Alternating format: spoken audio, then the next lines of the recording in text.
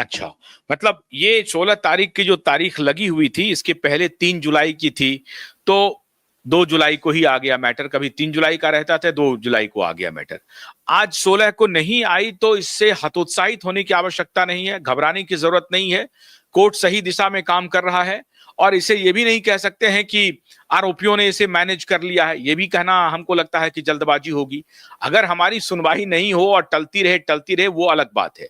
लेकिन जैसा आपने कहा कि अप्रैल से लेकर के जुलाई 16 तक में बहुत सारे डेवलपमेंट हुए हैं, तो हमें अभी कोर्ट के प्रति आशान्वित रहना चाहिए, आपका ये कहना है? हाँ, और दूसरी चीज सुनिए, स्टेज 1 बाय 1, मतलब हर दिन सामने वाले कॉर्नर होते जा रहे हैं ना, उसका स्टेज देखिए ना। लास्ट डेट पे सरकार एकदम चेकमेट कर दिया, कोर्ट ने ऑर्डर में लिख दिया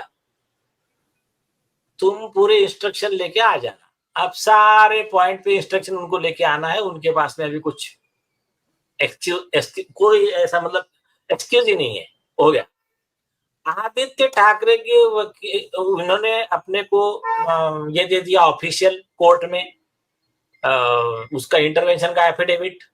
उसके ऊपर 10 जुलाई को हमने हमारा रिप्लाई एफिडेविट दे दिया, और कल एक लीगल नोटिस सर्व कर दिया उनके वकील पे कि हमने जितने आरोप लगाए हैं, हमने जितने प्रूफ दिए हैं, उसका आपने कोई काउंटर दिया नहीं है। इसका मतलब आपको सारे आरोप मंजूर है, ये सुप्रीम कोर्ट का जजमेंट है, और ये आर्गुमेंट हम कोर्ट में करने वाले हैं। तुमको कोई भी जवाब देना है तो कल के डेट को शाम को 7 बजे तक दे देना, क्योंकि 11 दिन हो चुके तुमको कॉपी देके। और अगर आप टाइम मांगोगे या कुछ करोगे तो हम उसको ऑब्जेक्शन लेंगे। कल उसको नोटिस सर्व कर दिया, तो अभी उनके भी सारे रास्ते भागने के बंद हो गए। जो मशीनेशन करना चाहते, कोर्ट में कुछ बोल नहीं सकते वो लोग, क्या ऐसा हुआ वैसा हुआ, हमने ऑलरेडी नोटिस देके। तो एक एक फाउंडेशन, एक एक साइड से, चारों साइड से वो लोग कॉर्नर होते जा रहे हैं।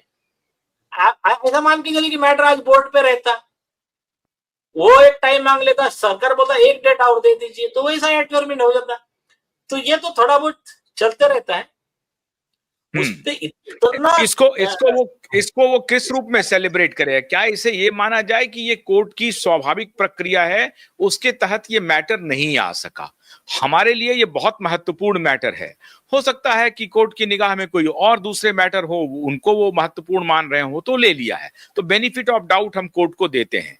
लेकिन इस तारीख को नहीं आना, मैटर नहीं लगना, क्या आरोपी सेलिब्रेट करेंगे उसको, या उनको लग रहा है कि चलो बकरे की अम्मा कब तक खैर मनाएगी, एक तारीख और मिल गई आपको, या सेलिब्रेट करेंगे उसको?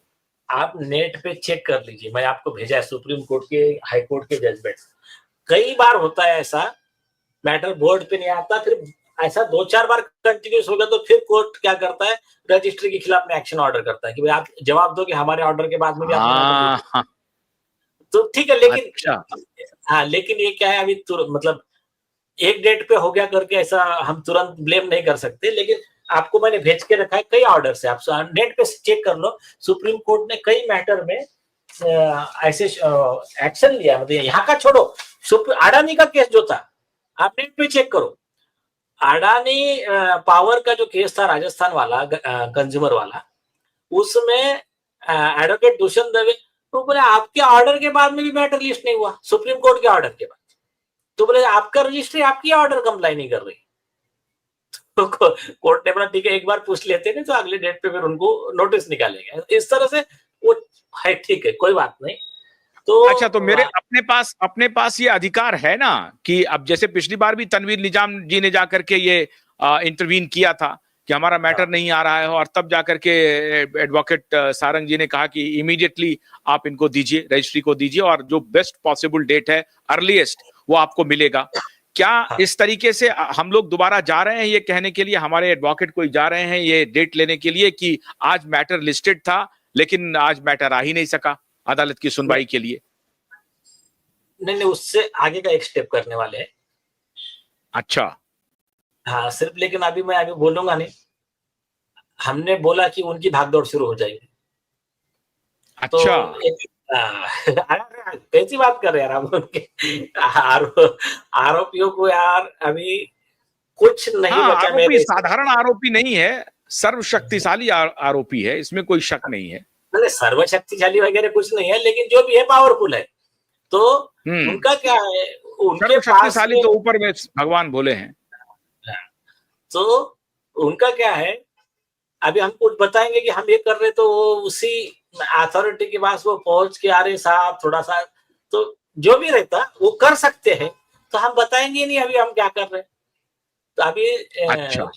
हाँ, वो एक कहावत है ना कि क्या समय ने शेर को थोड़ा शांत रहना सिखा दिया, क्योंकि मतलब गरज कर शिकार नहीं किया जा सकता। मतलब शेर गुर्रा का तो शिकार भाग सकता है ना फिर। तो इसलिए इसीलिए हम लोग भी आज बहुत कूल हैं, बहुत हाँ, काम है, कोई जल्दबाजी में कोई प्रतिक्रिया नहीं दे रहे हैं। हाँ, वरना जिस तरह से आप बोल रहे हैं मुझे तो बहुत गुस्सा आ रहा है, लेकिन गुस्से को नियंत्रित किए हुए हैं। लेकिन फिर देखिए, भी आम जनता का जो ये सवाल है कि क्या नीचे में कोई खेल हो सकता है, क्या रजिस्ट्री के या कोई दफ्तर है जो इसको मैनेज कर रहा है और मैटर को लिस्ट होने नहीं दे रहा है? थोड़ा शांत रहिए ना, थोड़ा सा शांत रहिए। क्या है, कोर्ट का मामला जो है, वो सर पे हम्म। बर्फ, जबान पे शक्कर, कूल माइंड से ही हैंडल करना पड़ता है। और हम कूल माइंड से हैंडल कर रहे करके वो दिन ब दिन फंसते जा रहे हैं। अभी सुनिए, आप मतलब मार्च का एंड मतलब अप्रैल का फर्स्ट वीक, वहां से हम्म। लेके तो ये 3 महीने के अंदर इतनी डेवलपमेंट हो गई। अभी एक कॉमन मैन ने ये सोचना चाहिए, पिछले 5 साल से कुछ नहीं हो रहा था, तुम्हारा 3 साल से एसआईटी बन के बैठा था, 5 साल से कुछ हम्म। भी नहीं हो रहा था। हम्म। और इसमें इतने सब, अभी ठीक है मैं उनको दोष नहीं देता, जो जो भी अपनी जिन्होंने दुकानदारी चलाया, चिल्लाया, बहुत हीरोगिरी किया, सब किया, कुछ नहीं हुआ। अभी कोर्ट में ऐसा रोल आउट हो गया है कि उसको घर से निकलकर एफिडेविट लाके देना पड़ा कोर्ट में। हम्म। और वो एफिडेविट में पूरी पोल खुल गई कि जो पहले कह रहा था कि मैं कोर्ट में जवाब दूंगा, कोर्ट में आया तो कुछ जवाब ही नहीं है। तो हमने क्या किया, उसको उसको और स्ट्रांग किया। हमने कहा कि कोर्ट में दिया हमने, ये बीबीसी मराठी को उनका इंटरव्यू है और दूसरे सारे मीडिया के सामने उनका इंटरव्यू है। इनका कहना है कि हम जवाब कोर्ट में देंगे। दिशा को मैं जानता हूं क्या, मेरा उस दिन का मोबाइल टावर लोकेशन कहाँ था, क्या था, बोले मैं सब कोर्ट में दूंगा। वो हमने लिखा उनके ही रिप्लाई में, और इसमें लिखा कि इन्होंने ना इसका कोई जवाब दिया, ना रिया के उनके फोन चैट्स का जवाब दिया, ना इसका जवाब दिया कि ये ड्रग्स के बिजनेस में इन्वॉल्व है, जो नारकोटिक्स की रिपोर्ट है। ऐसे हमने 10 पॉइंट लिख कर दे दिए। तो उसके ऊपर में ना उनके एफिडेविट में जवाब था, ना 11 दिन से कोई जवाब आया। और हमने तो जैसा हमको कॉपी मिला तो 4 दिन में हमने हमारा बना के, ठीक है, हमने 7वें दिन समझो, हमने 7वें दिन उनको रिप्लाई एफिडेविट दे दिया। अब उनको 11 दिन हो गए, उन्होंने कोई उसका काउंटर नहीं दिया। तो हमने कल लीगल नोटिस सर्व किया कि इतने, और हमने लिखा कि आपके ऊपर आरोप क्या है, ये आरोप है। उसके बाद में एडिशन में आरोप क्या है, आप फ्रॉड हो, आपने हाई कोर्ट को फंसाया। तो ऐसे आरोप रहते हुए आप शांत हो, इसका मतलब सुप्रीम कोर्ट ने क्या कहा, आपको सारे आरोप मंजूर है, आपके पास में कुछ डिफेंस नहीं है, तो आप जो भी जवाब देना है दे दीजिए। मतलब इनडायरेक्टली क्या किया, उनको और एक मौका। आप कोई जवाब दे नहीं सकते, दिया तो एक नया गुना, नहीं दिया तो आरोप मंजूर। और न कई लोगों को ये बात पता नहीं है, हाईकोर्ट में हियरिंग किस चीज की चल रही है। जिसको लॉ का पता नहीं, ना कुछ भी लोगों को कुछ भी बता रहे, मतलब अपने मन से कुछ भी चला रहे। एक्चुअल में किस चीज की हियरिंग चल रही है, नंबर 1, रजिस्ट्रेशन ऑफ एफआईआर का डायरेक्शन और कोर्ट के सुपरविजन में सीबीआई इन्वेस्टिगेशन। कोर्ट के सुपरविजन में सीबीआई करेंगे, मतलब सीबीआई के मन से नहीं करेंगे, हम कोर्ट को पॉइंट आउट करेंगे, कोर्ट उनको डायरेक्शन देगा कि ये पॉइंट पे ये इन्वेस्टिगेशन करो, ये आदमी को कस्टडी में क्यों नहीं लिया बताओ, ये टावर लोकेशन का इसका ये पॉइंट है, तो उसके हमने हमारे पूरा पॉइंट रेडी रखा है। तो ये है। और एफआईआर रजिस्ट्रेशन का ऑर्डर मेरे हिसाब से जो केस लॉ और जो पोजीशन अवेलेबल है सुप्रीम कोर्ट का, वो 10 मिनट के ऊपर का काम नहीं है। ठीक है, ये पॉइंट बाजू में रख दो।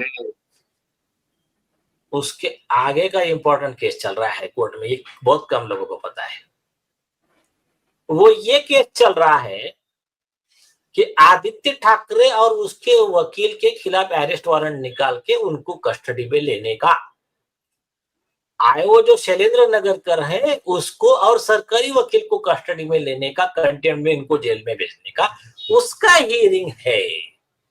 तो ये जो स्टेज है ना, ये बहुत आगे का स्टेज है ये, कि मतलब एक आधे केस में कभी एफआईआर होता है, फिर इन्वेस्टिगेशन होता है, एक और हियरिंग चल रही, एक और हियरिंग है ना, एक और हियरिंग है जिसमें ये जो 49 लोग और इंस्टीट्यूशंस दोनों को मिला करके जिन्होंने मिसलीडिंग इंफॉर्मेशन किए हैं, उनकी भी हियरिंग चल रही है। वो अलग रीट है। वो सुनिए, इसके ऊपर इतने केसेस है कि इनको भी नहीं पता है, और कुछ हमने बताए भी नहीं है जानबूझ के, कुछ इसमें डायरेक्ट जिस दिन ऑर्डर आएंगे उस दिन सर्जिकल स्ट्राइक करेंगे। तो वो रीट अलग ही है टोटल। उसमें कोर्ट ने ऑर्डर किया है डिवीजन बेंच ने कि सीबीआई को रिप्लाई देना है, उसमें 18 अगस्त तक का टाइम है। उसमें एक ऑर्डर हो चुका। उधर ये केस में ये वाला हियरिंग चल रहा है। कितना क्रूशियल स्टेज, आप गौर कीजिए ना। अब ये स्टेज पे आ गया है कि आदित्य ठाकरे, उसका वकील एडवोकेट ऑन रिकॉर्ड, उसका सीनियर काउंसिल ये Sudeep Pasbola, advocate on record Rahul Arote, उसके बाद में जो पिया है शैलेंद्र नगरकर एसआईटी का, और उस सरकारी वकील एसआर गावट, ये लोगों के खिलाफ में कोर्ट के साथ फ्रॉड करना, झूठा एफिडेविट, आरोपी को बचाने के लिए, ये सारे केस के लिए कंटेम्प्ट ऑफ कोर्ट और परजुरी के सेक्शंस जो भी है 8-10 सेक्शंस, इसके तहत कार्रवाई का मैटर का आए है, उसका भी हियरिंग होगा।